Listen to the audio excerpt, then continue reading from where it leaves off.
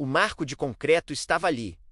Havia mais tempo do que qualquer memória viva alcançava. Um bloco cinza, torto, coberto por musgo, fincado no chão como um dente antigo da terra. Não tinha placa, não tinha nome, não tinha dono aparente. Ainda assim, definia tudo.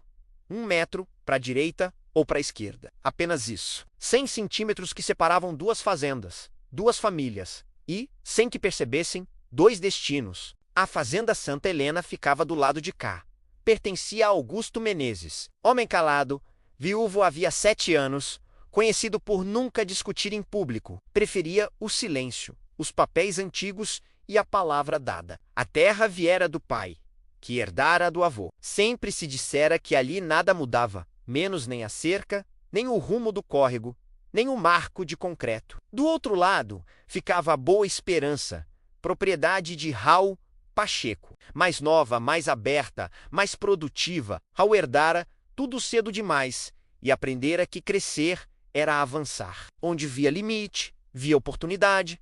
Onde havia cerca velha, via erro. Ele representava o progresso, a modernidade que não respeita velhos acordos. A história que vou contar hoje é sobre como uma disputa por um pedaço insignificante de terra se transformou numa tragédia. É um lembrete sombrio de como o orgulho pode custar muito mais do que se pode medir. Fique comigo para conhecer os detalhes dessa história que abalou uma cidade inteira. O conflito começou pequeno, quase invisível.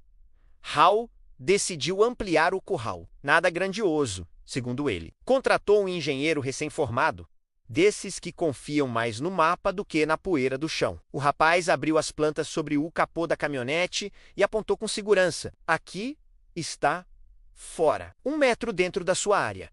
A frase caiu leve, mas afundou fundo. Augusto soube dias depois. Caminhou até a extrema numa manhã de neblina, com a trena no bolso e o chapéu bem puxado. Encontrou Raul ali, braços cruzados, olhando o marco como quem encara um obstáculo. Essa cerca sempre esteve aqui, disse Augusto, sem levantar a voz. Sempre esteve errada então, respondeu Raul. Tenho planta, escritura, tudo certo. Augusto pediu tempo. Sugeriu chamar Antunes, o agrimensor antigo da cidade, homem que medira aquelas terras quando estrada ainda era trilha. Raul riu, disse que o mundo tinha mudado, que agora a verdade vinha do satélite, da precisão digital, não da memória de um velho. A tecnologia contra a tradição, a impaciência contra a calma. Na semana seguinte, a cerca amanheceu deslocada. 1 metro. O gado foi o primeiro a sentir. Caminhou confuso, estranhando o caminho antigo, agora bloqueado. Augusto percebeu antes mesmo de tomar o café. Foi até o local e passou a mão no arame novo, frio, ainda cheirando a ferrugem recente. Ele não discutiu, não gritou. Voltou para casa em silêncio e abriu o armário dos documentos. Escrituras amareladas, recibos carimbados à mão, uma fotografia antiga do pai sorrindo ao lado do mesmo marco de concreto. Provas de uma vida inteira, de uma história que parecia não valer mais nada. Na venda da cidade, o assunto correu rápido. Uns diziam que era bobagem brigar por tão pouco. Outros, que princípio não se mede em metros. Mas todos concordavam numa coisa. Nenhum dos dois recuaria. Augusto tinha a seu favor a tradição e a palavra. Raul tinha a seu favor os mapas novos e a certeza da modernidade. O velho agrimensor Antunes chegou numa tarde quente, abafada. Mediu com calma, refez contas, comparou mapas de décadas diferentes, coçou a cabeça, suspirou e deu a resposta que ninguém queria ouvir. Depende do ponto de referência, disse ele. Em um mapa, esse metro existe. Em outro, não. A ambiguidade da resposta só jogou mais lenha na fogueira. A verdade, ao que parecia, era uma questão de perspectiva. Com a indecisão, a tensão cresceu em silêncio. E o silêncio no campo pode ser mais perigoso que qualquer grito. O córrego que servia as duas propriedades teve o curso alterado durante uma noite. Um bezerro apareceu machucado perto da divisa. Lanternas começaram a cruzar a extrema depois do pôr do sol. O que antes era rotina virou vigilância mútua. A desconfiança envenenava o ar. Na sexta-feira, o céu estava pesado, cinzento, prenunciando chuva.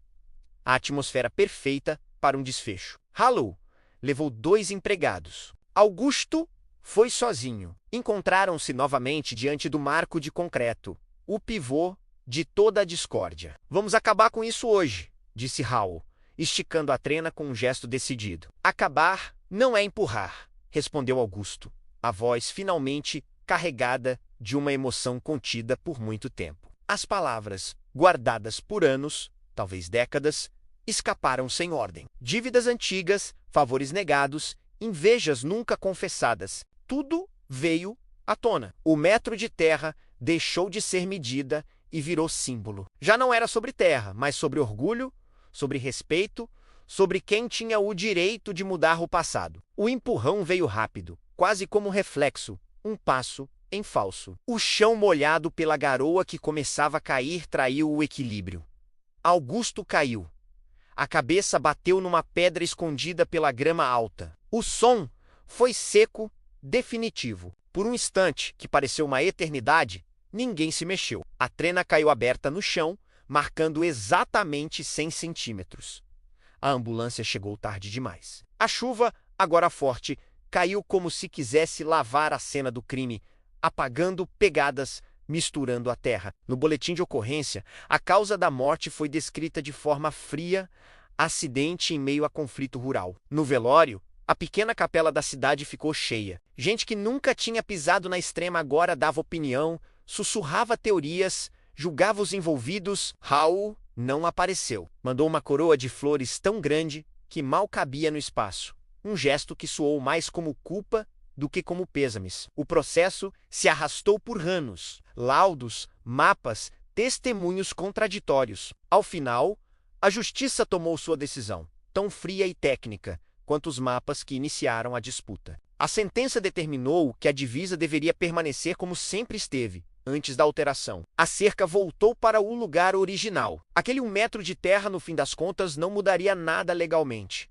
A fazenda Santa Helena foi vendida. A família Menezes não tinha mais forças para continuar ali. A boa esperança de Hal continuou produzindo, crescendo, mas agora carregava uma sombra. E o marco de concreto, ele permanece lá, gasto pelo sol e pela chuva, indiferente a tudo. Hoje, quem passa pela extrema quase não o nota. Parece apenas mais uma pedra no campo. Mas para quem conhece a história, aquele marco não mede mais distância. Ali, mede-se o peso de uma escolha. E o preço exato, 100 centímetros de orgulho, que custaram uma vida. Essa história nos lembra que algumas batalhas, por menores que pareçam, simplesmente não valem a pena. Às vezes, recuar não é fraqueza, é sabedoria. Obrigado por assistir até aqui. Se essa história te fez refletir, deixe seu like e compartilhe. E não se esqueça de se inscrever no canal para mais relatos como este. Até a próxima!